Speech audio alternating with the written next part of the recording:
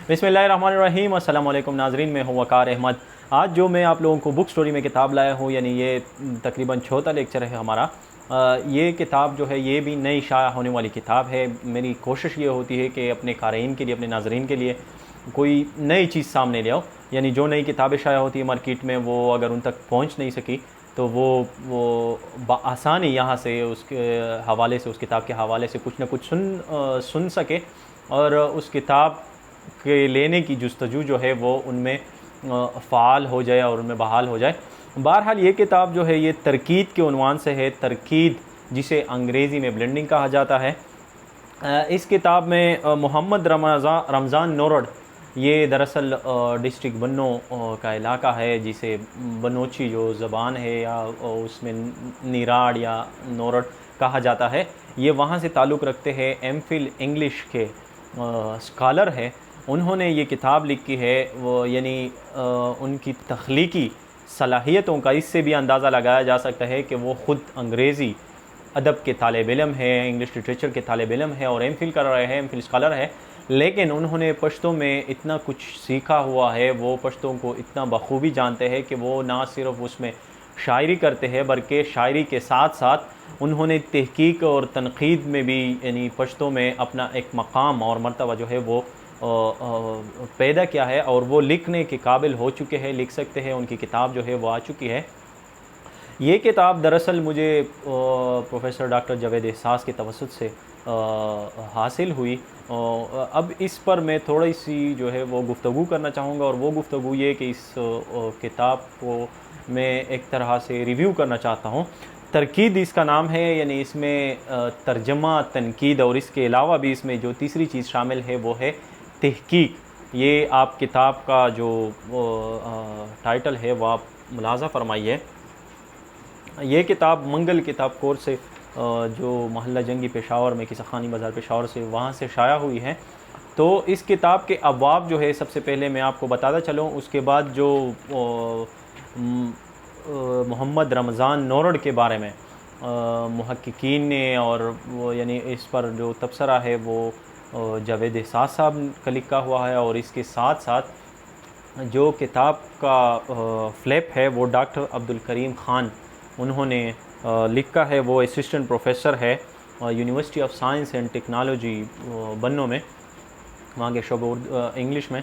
तो उन्होंने इस पर फ्लैक लिखा है। अब किताब के अबवाब जो है, इसमें दो हिस्सों पर उन्होंने किताब को तकसीम किया हुआ है। पहले हिस्से में आखिरी पाना यानी द लास्ट लीफ का तर्जमा है, ये अफसाना ओ हेनरी का लिखा हुआ है।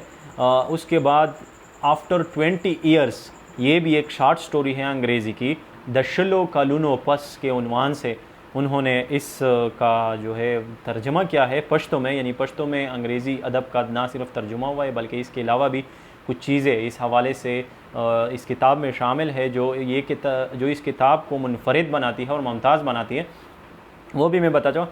उसके बाद मोपासा का एक अफसाना है द नेकलेस, इंतहाई अहम अफसाना है, इंतहाई मशहूर अफसाना है इंसानी हवाले से कि इंसान के दाखिली और ख़ारजी रवैये किस तरह होते हैं। इन तमाम के हवाले से दगाड़े हार के उन्वान से उन्होंने इस द नेकलेस का तर्जमा किया है।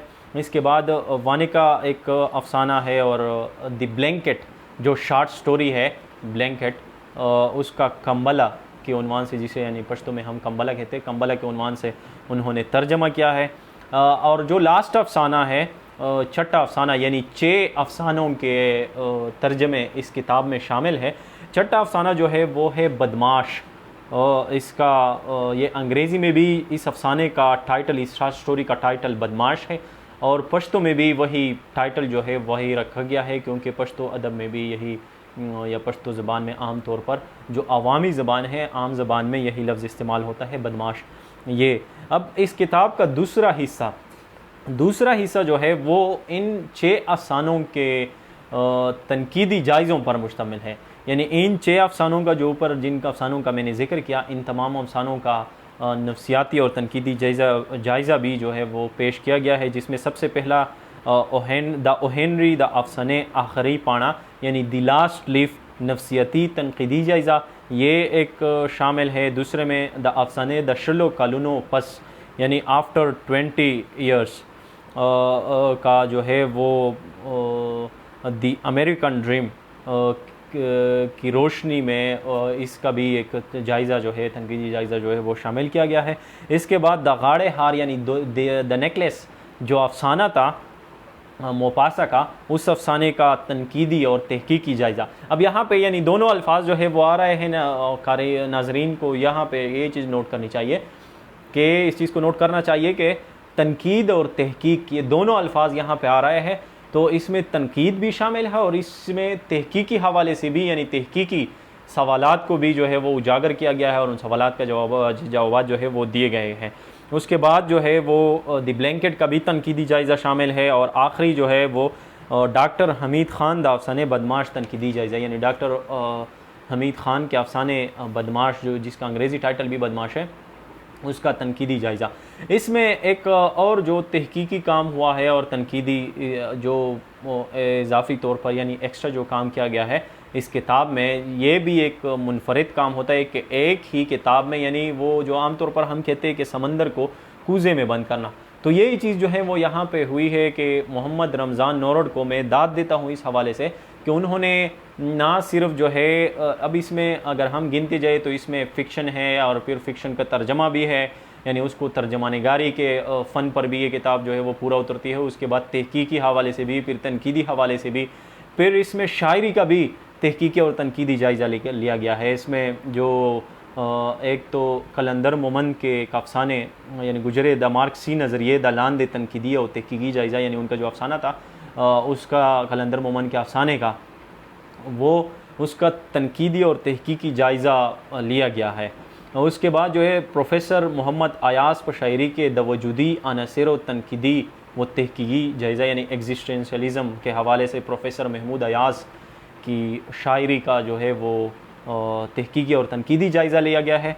और आखिरी जो बाब है वो ज़िला बन्नो के नामवर और मशहूर शायर पश्तो अदब में लिखते रहते हैं, उर्दू अदब में भी और अंग्रेज़ी अदब में ख़ुद वो मास्टर भी कर चुके हैं, यानी वो इन तीनों से ना सिर्फ वाकिफ़ है बल्कि उनके पास इन तीनों की जो है डिग्रियाँ भी वो रखते हैं। और वो है जावेद एहसास साहब, प्रोफेसर डॉक्टर जावेद एहसास साहब।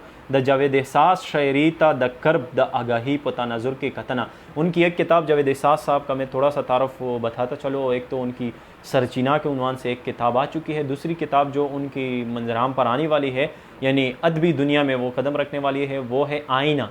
आईना के उन्वान से ये भी पश्तो शायरी है, तो सरचीना भी वो भी पश्तो शायरी थी, तो ये दूसरी ये उनकी किताब जो है वो मंजराम पर आने वाली है। वो ख़ुद बहुत बेहतरीन नक़ात भी है, यानी बहुत अच्छे लिखते हैं जब वो तनकीद करते हैं। बहरहाल उन्होंने इस किताब का अब ये थोड़ा सा जो फहरिस्त है वो मैं बता चुका हूँ, इससे आप अंदाज़ा लगा सकते हैं कि ये किताब जो है वो क़ारीन के लिए कितना जो है कितनी अहमियत रखती है कि आप इस किताब का मुताला ज़रूर कीजिएगा। बिलख़ुसूस जितने भी अदब के तालिब इल्म हैं उनमें ऐसी किताबें तनकीदी और तहकीकी जो उनमें एक किस्म का जज्बा जो होता है उसको बेदार करने के लिए अहम होती है, क्योंकि इसमें ना सिर्फ वो अफसाना पढ़ लेते हैं बल्कि उस अफसाने का तनकीदी और नफ्सियाती तनकीदी वगैरह जायज़ा लेने का तरीक़ाकार भी वो सीख लेते हैं कि किसी अफसाने पर तनकीदी सवालात किस तरह करने हैं, किसी अफसाने को अगर तनकीदी यानी नकात की नज़र से अगर देखना हो तो किस तरह देखते हैं, और अगर किसी को मुतरजम की नज़र से, तो ये तमाम चीज़ें एक ही किताब में मिल जाती है। आखिर में जो इस किताब के बारे में जावेद एहसास साहब ने जो कुछ लिखा है उससे मैं थोड़ा सा पढ़ के आप लोगों को सुनाता हूँ, और वो ये कि तरकीद यानी किताब के पहले सफ़े पर वो लिखते हैं लफ्ज़ तरकीद